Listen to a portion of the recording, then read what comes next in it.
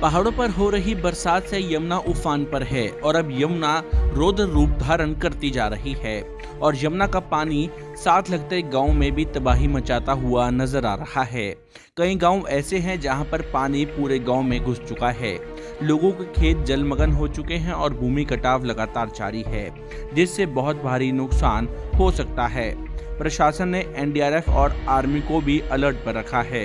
यमुनानगर के टापू कमालपुर में भूमि कटाव लगातार जारी है। सैकड़ों एकड़ भूमि यमुना में जा चुकी है।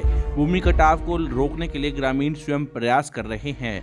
सुरक्षा के मद्देनजर गांव में सेना और एनडीआरएफ की टीमें भी पहुंच चुकी हैं और पूरा गांव इस समय डर के माहौल में नजर आ रहा है और अपना घर छोड़कर यमुना के किनारे ही टकटकी लगाकर बैठा हुआ है। कुछ लोग गांव से पलायन भी कर चुके हैं। इसी बीच रादौर विधानसभा क्षेत्र से विधायक रहे व पूर्व राज्य मंत्री करणदेव कंबोज स्वयं ग्रामीणों के साथ पेड़ उठाकर काटकर भूमि कटाव को रोकते नजर आए। भूमि कटाव के लिए पेड़ों को एक साथ बांधकर यमुना के किनारों पर डाला जा रहा है। यमुनानगर के उपायुक्त राहुल हुड्डा टापू कमालपुर पहुंचे और वहां पर स्थिति का जायजा लिया। उन्होंने मीडिया से बात करते हुए कहा कि यमुना का बहाव लगातार बढ़ रहा है, जिसको लेकर सेना बुलाई गई है ताकि भूमि कटाव को रोका जा सके। उन्होंने कहा कि आबादी बहुत ज्यादा दूर नहीं है, इसलिए यहाँ पर सेना को बुलाया गया है। इसको लेकर सेना अधिकारियों को भी अलर्ट रहने के लिए कहा गया है। वहीं उन्होंने कहा कि लगातार इसको लेकर प्रशासन भी अपनी निगरानी रखे हुए है। ये जो पिछले कुछ दिनों में जो हैवी रेनफॉल हुई है उसके कारण यमुना का स्तर जो है काफ़ी बढ़ गया है। तो जो हमारा जो टापू कमालपुर गांव है बिल्कुल यमुना पे जो है लाई करता है। गांव की हद से आगे जो है फॉरेस्ट का एरिया है, तो फॉरेस्ट का एरिया है तो मिट्टी भी थोड़ी सी लूज़ ही है। तो जब हैवी जो फ्लो आया तो उसके कारण यमुना ने लगातार जो है कटाव इसका जारी है।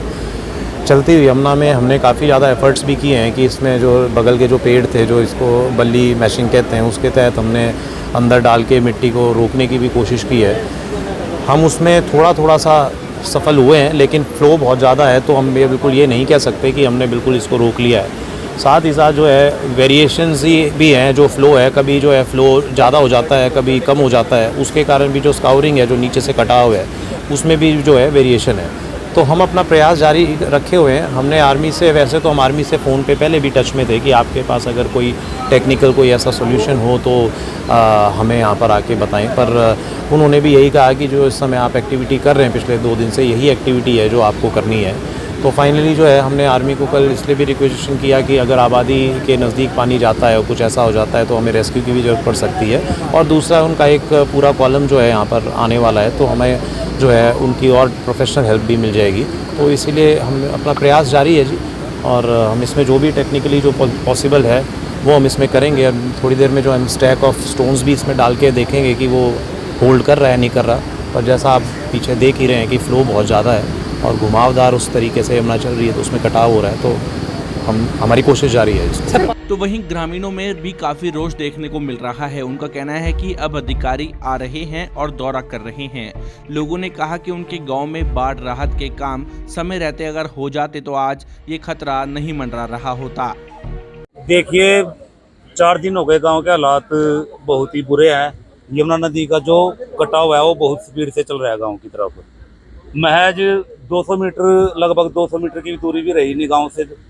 तो अगर ये कटाव, अगर इस पे कुछ स्टेप नहीं उठाएगा इमीडिएटली तो स्थिति बहुत भयंकर हो सकती है। रात को हमारे गांव से पलायन भी हुआ, काफ़ी आदमी डर के हमारे गांव से इधर उधर चले गए अपने रिलेटिव्स में या इधर उधर, जैसे भी उन्होंने अपना वो किया। और समस्या ये है कि सारी रात छोटे छोटे बच्चे, लेडीज और कोई भी आदमी गाँव का सो नहीं पा रहा है। टापू कमालपुर बिल्कुल यमुना के साथ सटा हुआ है। इसके किनारों से कुछ ही दूरी पर आबादी शुरू हो जाती है। भूमि कटाव लगातार बढ़कर गांव के ही तरफ आ रहा है, जिसको लेकर ग्रामीण चिंतित हैं और उन्होंने स्वयं पेड़ों को काटकर भूमि कटाव रोकने के प्रयास किए हैं। अब सेना की भी मदद ली जा रही है। वरिष्ठ अधिकारी मौके पर नजर बनाए हुए हैं।